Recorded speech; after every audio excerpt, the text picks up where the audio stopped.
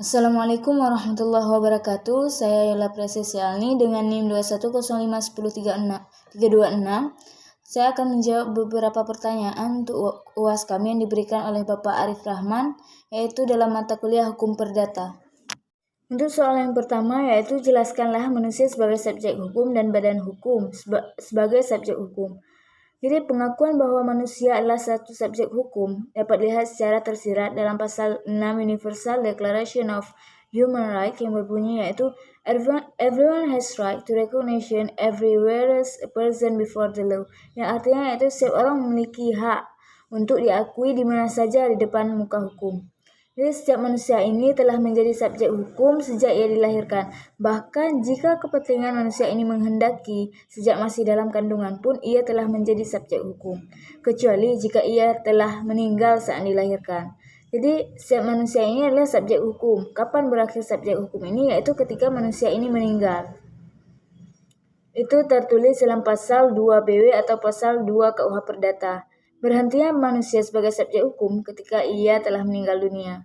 Jadi sebagai subjek hukum, setiap manusia ini memiliki hak dan kewajiban tanpa kecuali. Inilah kewenangan hukum untuk mempunyai hak-hak dan kewajiban.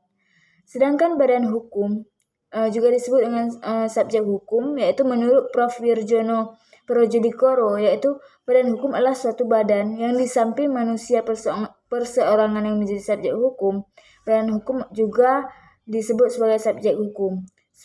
Seperti apa badan hukum yang disebut subjek hukum? Yaitu badan hukum yang memiliki kekayaan sendiri, sehingga apabila suatu badan hukum itu memiliki atau mengalami kerugian, maka ia mempunyai kekayaan tersendiri untuk membayar kerugian tersebut. Jadi ada beberapa teori yang menyatakan bahwa badan hukum adalah sebagai subjek hukum. Yang pertama yaitu ada teori fiksi, kemudian ada teori organ, kemudian ada teori kekayaan tujuan, dan teori milik kolektif. Kemudian untuk pertanyaan nomor 2 yaitu jelaskan tentang hak milik, hak gadai, hak fidusia, dan hak tanggungan. Buktikan perbedaan dari masing-masing hak tersebut dengan contoh menurut sistem hukum di Indonesia. Hak milik adalah hak turun-temurun, hak terkuat, dan hak terpenuh yang dimiliki atau dapat dipunyai seseorang atas tanah. Jadi pemberian sifat ini tidak berarti bahwa hak ini adalah hak yang mutlak sehingga tak terbatas dan tidak dapat diganggu-gugat. Kemudian ada hak gadai. Jadi hak gadai ini adalah hak hukum yang diberikan oleh pemilik properti oleh hukum atau diperoleh oleh kreditor. Setelah dijalankan, hak gadai menjadi hak hukum kreditor untuk menjual properti jaminan dari debitur yang gagal memenuhi kewajiban pinjaman atau kontrak lainnya. Kemudian ada hak yaitu yang namanya hak fidusia. Hak fidusia ini adalah hak peralihan atau peralihan hak kepemilikan suatu benda atas dasar kepercayaan dengan ketentuan bahwa benda yang hak kepemilikannya ini dialihkan tersebut tetap dalam penguasaan pemilik benda.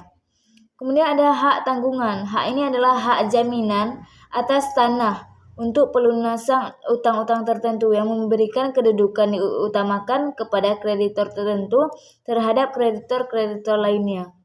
Kemudian apa yang membedakan daripada hak gadai, hak milik, dan hak tanggungan tersebut? Yaitu jika hak tanggungan ini diatur dalam Undang-Undang Nomor 4 Tahun 1996. Jika hak gadai ini diatur dalam Kitab Undang-Undang Hukum Perdata Pasal 1150, yaitu hak atas benda yang diperoleh oleh kreditor atas benda bergerak milik debitor.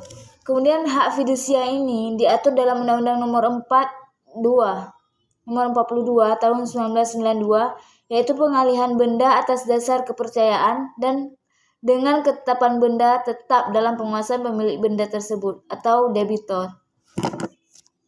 Kemudian untuk soal nomor 3 yaitu apa itu perbuatan melawan hukum? Jelaskan dengan contoh menurut hukum Indonesia. Serta apa bedanya dengan prestasi? Lalu apa kaitannya dengan force majeure? Jelaskan. Jadi perbuatan melawan hukum ini adalah perbuatan yang melanggar pasal 1365 menurut Kitab Undang-Undang Hukum Perdata atau disebut dengan BW. Jadi dalam pasal ini dijelaskan bahwa pihak yang dirugikan harus berhak menuntut ganti rugi kepada orang yang merugikan tersebut. Tetapi ini bukan dalam lapangan perjanjian. Jadi contoh perbuatan melawan hukum ini adalah yaitu contoh orang melakukan prestasi namun ia melakukan wan prestasi atau cedera janji. Jika dalam gugatan perbuatan melawan hukum, penggugat harus menunjukkan atau membuktikan unsur-unsur dari perbuatan melawan hukum tersebut, selain dari membuktikan bahwa adanya kesalahan dilakukan oleh debitur.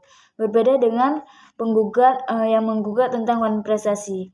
Penggugat hanya harus membuktikan bahwa adanya wan prestasi atau adanya prestasi yang dilakukan antara kedua belah pihak. Force majeure dalam perjanjian ini disebut dengan keadaan memaksa. Jadi keadaan memaksa ini menjadi penghalang atau menghalangi debitur dalam memenuhi prestasinya.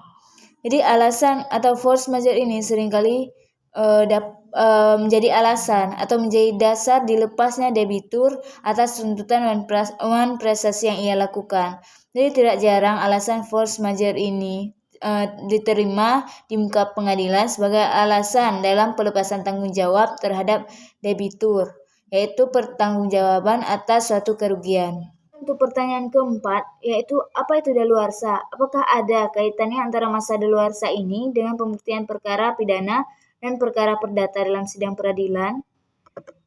Daluarsa yaitu suatu upaya hukum untuk mendapatkan sesuatu atau dibebaskan atau terbebasnya dari sesuatu perikatan dengan lewatnya suatu batas waktu tertentu dan atas syarat-syarat yang telah ditentukan oleh undang-undang.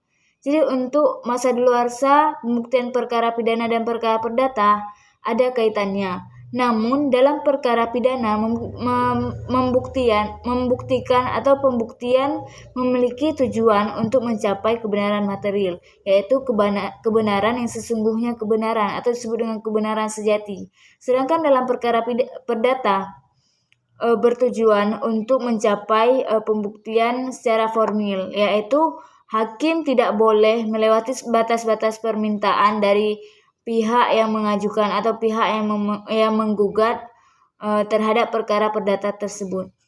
Soal nomor 5 yaitu apa bedanya perikatan dengan perjanjian menurut KUH Perdata? Jelaskan dengan contoh yang konkret. Jadi untuk perjanjian ini telah diatur dalam pasal 1313 KUH Perdata, yaitu menyebutkan bahwa perjanjian adalah suatu perbuatan yang dengan mana satu orang lebih mengikatkan diri kepada orang lain, satu orang atau lebih untuk melakukan sebuah kesepakatan.